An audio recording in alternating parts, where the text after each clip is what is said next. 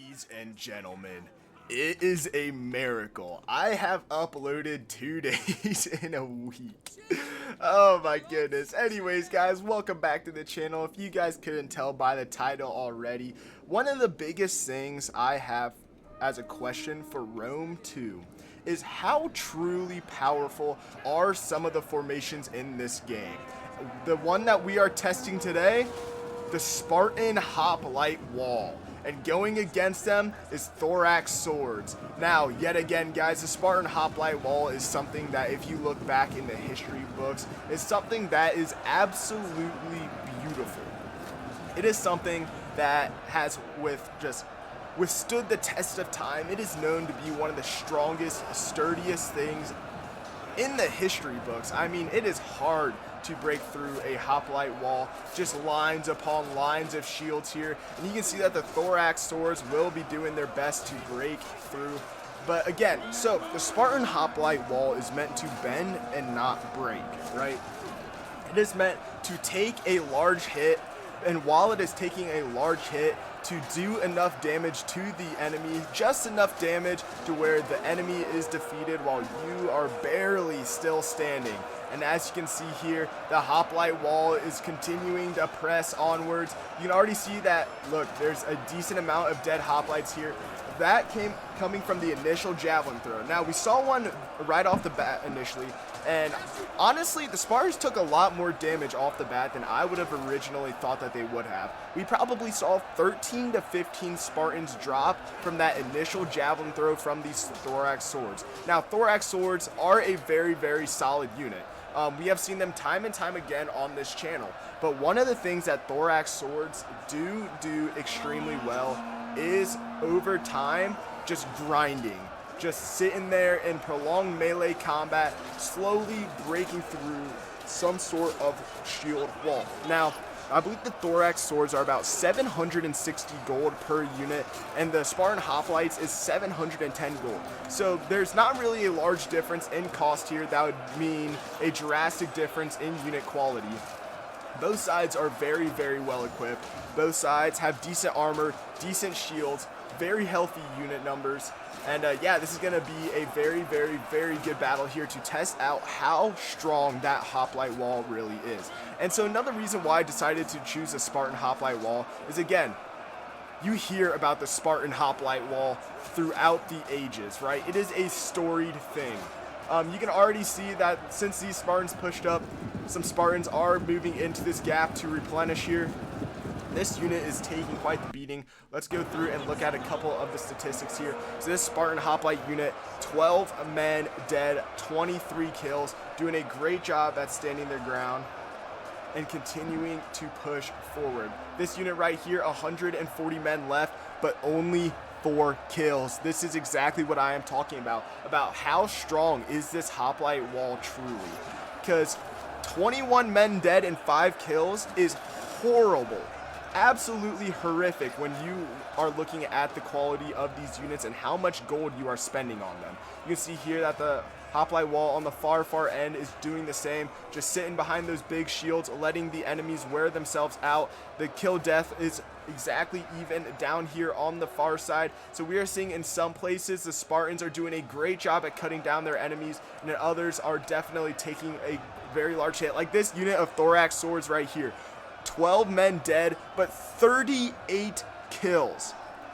This is exactly what I am talking about when it comes to how truly good are these hoplite walls. Because the thorax swords can sit here and wail on these walls forever, but look here, this is what I'm talking about. They have 22 dead men and only 5 kills. So overall, this battle is going to see over a long period of time how truly good this hoplite wall is going to be, how well it's going to hold. And also, my favorite part about Rome 2 that you don't get to see in many of today's Total War games, the close-up action, the one-on-one unit action here, and it is just beautiful. I mean, I'm going to be quiet here for about 10-15 seconds so you can just soak in that battle noise and just really get fully immersed in this just bloody hand-to-hand combat.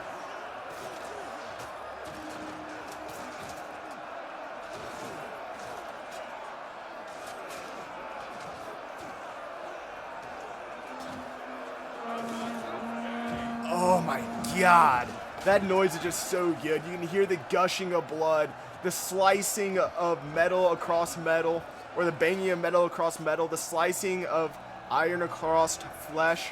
This is great. Or steel across flesh. I don't know. Just absolutely beautiful, absolutely scenic here. So it looks like the bulk of the thorax swords are continuing to push on this center. You can see that the hoplite wall here is surrounded a little bit, so this back unit of hoplites has started to push in to cover off this first unit's flank. They are at, let's see here, quick math, that would be 47 men dead and 58 kills, so doing a great job at continuing to hold there. Let's go back to that unit that was taking a beating off the start. I believe it's this unit here. 40 dead, 21 kills. So 41 dead now and 21 kills. So they are starting to make up that ground just a little bit here. I believe that unit probably got absolutely trounced by an initial javelin throw, which, again, like I said earlier, I really expected the javelins to have a lot less effect on that big shield wall than it had. I mean, we saw men drop like flies after that initial javelin volley. So it is just still, though, continuing to cut away here. These thorax swords are doing a great job. You can see the amount of Spartan dead here. And I mean, the numbers are growing by the second on both sides for men that have fallen. Thorax swords now going around for a... These men are exhausted, so they're probably just going to try to catch their breath a little bit. Having 49 men dead and 60 kills. That unit is making up for every man that falls in its unit. Absolutely scenic, absolutely beautiful. Absolutely beautiful.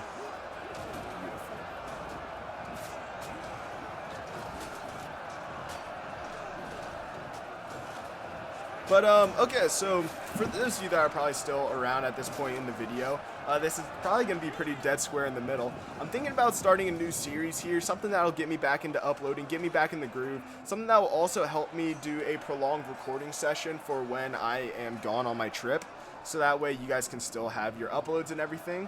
Wow, hold on, this unit of thorax swords is getting absolutely destroyed down here at the bottom. Yikes.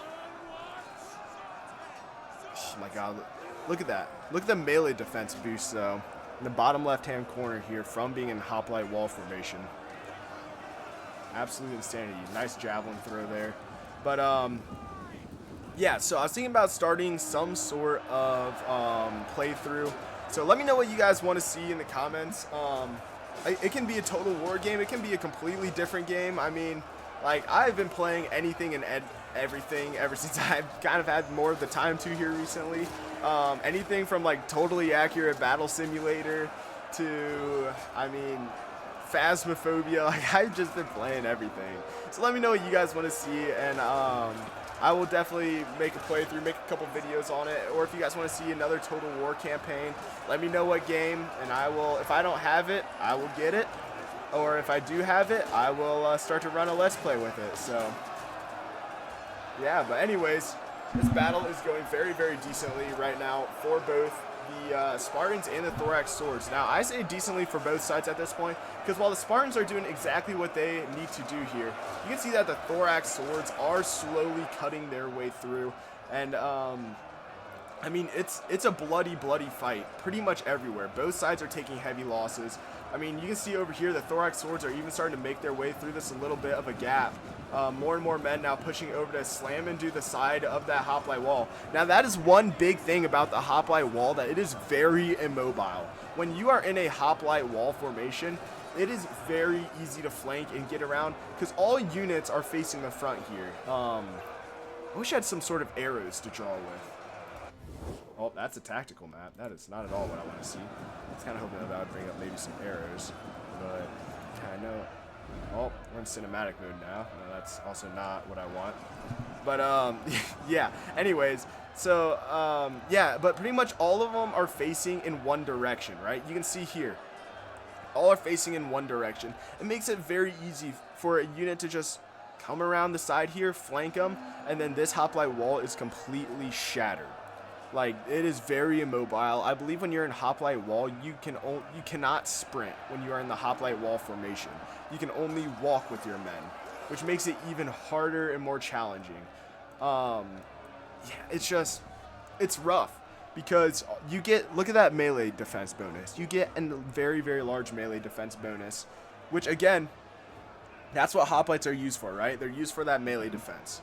But at the same time, right, you're not going to want to sit in hoplite wall if you're attacking, which again makes it practically useless. This Spartan hoplite's falling back now. Again, that's, you just saw the immobility of it. They fell back there, lost like 10 men falling back because of just how slow it is, how slow moving all their units are while in the formation. I mean, it's a rough life if you're in a hoplite wall and you're trying to be mobile. I'll just say that much. But you can see that the lines are definitely starting to thin out for the thorax swords here. Units are getting around the back, which again, the immobility of these hoplite units is starting to show just a little bit here. As thorax swords now charge in, confident but exhausted to the brim, into more melee action. Oh, look at this guy here. Get him, Rambo. Well, Rambo has since passed away. I was very confident in that guy. I even gave him his own like little set of screen time there, but yeah, in the end it just kind of amounted to nothing. Let's choose someone else here. This guy right here. This guy with the green. Let's see what he does. Just kind of sitting back here. Come on, go get in the melee fight. You two, square up with each other. I want to see it. Oh yeah, you're pushing in now. All right, here we go. Oh, that hit. Well, his buddy just got stabbed in the brain. So that's not good. But another thing. Okay, so while we are still watching our homeboy here, another big thing about the hoplite wall is you can see they stay fresh for most of the fight because they're not doing any of the offensive action. When they're in this defensive stance, this hoplite wall stance, they will lose energy very, very slowly. Most of these units, look at this, exhausted, exhausted, exhausted, all throughout all the way up and down the line, right? But if you look here, right, fresh, tired, tired, fresh, fresh, fresh, very tired, tired, tired, like eager, fresh, fresh, fresh, fresh, and these guys have been in combat almost the entire time, and they're just perfectly fine. Oh Jesus, that javelin throw is disgusting. Wow. But yeah, no, anyways, back to what I was saying. It is just like, it's insane how good this hoplite wall can be at certain points. Like, obviously, this battle is not realistic. In a real battle, you'll have archers to support your hoplite wall. You'll have cavalry to support your hoplite wall, stuff like that, artillery, etc., etc. But at the end of the day, right, they're not losing almost any of their stamina. Look, fresh. These guys are all fresh, and they've been in the fight almost this whole time. Like this unit right here, fresh. Down to 65 men with 107 kills, and they're fresh. That is insanity. To still have that much energy at this point in the battle, it's not real. It's just not real at all. Like, there should be no reason why they have that much stamina left at this point in the battle. They have been in prolonged fighting for, let's see here. My recording's been going for about 15 minutes. I'm going to say take about 3-4 minutes off the top of that. So about 11 straight minutes of prolonged fighting. And these guys are still just perfectly fine. As if nothing's happening. That is nuts. I mean, you just can't really make that up then, can ya? Oh wow, look at this guy right here. Yo, well, every single guy that I choose out that's like in a fight just dies immediately. Like, I got the announcer's curse from like sports and stuff. Every single time I choose a guy out, he just dies. Which, that's a bit more tragic than the announcer's curse, but you know, things happen, things happen. Ooh, that guy just got flipped. That's kind of cool. But yeah, no, I don't know. These guys are doing a great job, but again, they are getting cut down. For being a spear infantry, they're doing a great job at, I mean, look at how long these guys are holding for, right? That's what like a spear wall is supposed to do. But at the same time, it's like, I don't know. Is it enough? Is it enough?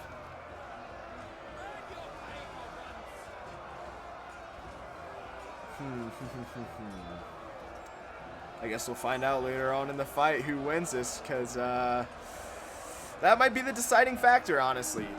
Because right now, in the middle, where all of these thorax swords are bunched up, the line is starting to thin out for these hoplites here. 100, well, they have 106 kills. That's about even. They're positive by 10. No, yeah, 10.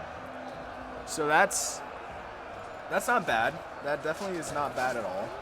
Not a bad ratio, but you would expect the thorax swords to kind of be through this by now. Like, I know the Spartans have reinforced this a couple times. You can see that there's an entire another unit waiting here. But in my head, you'd kind of expect them to be broken through at least one area by now. I mean, over here, they're just going around the flank. Right? Like, I don't know. I don't know. I feel like the hoplites, this is perfectly explaining why the hoplite wall is useful.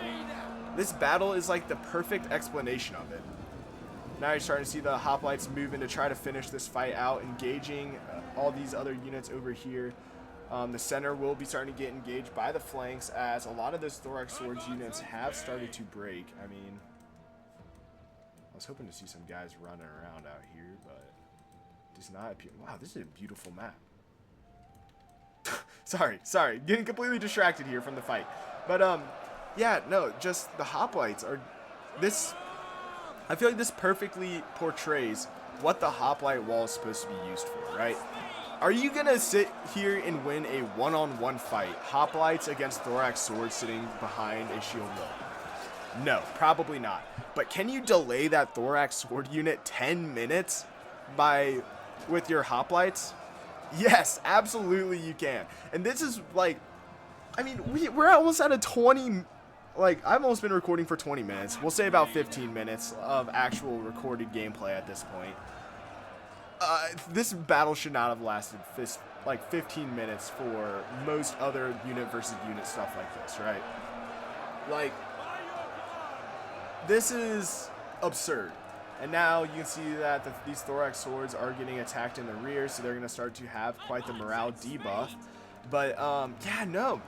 This battle has perfectly portrayed, in my opinion, what the hoplite wall is supposed to be used for. So we're going to fast forward this thing, and I will just spoil it here. The hoplites do win it, obviously. As you can see, units are moving in to slowly but surely surround these last of the thorax swords here. So the hoplites do end up getting the win in the end anyways. But this video, I feel like, perfectly portrays why the hoplite wall is useful, why you should use it. And ladies and gentlemen, Spartan hoplites, absolutely destructive. If you guys did enjoy this video and would like to see more like it in the future, of course, let me know in the comment section down below. Hit that like and sub button, and ladies and gentlemen, I will see you all next time. Peace.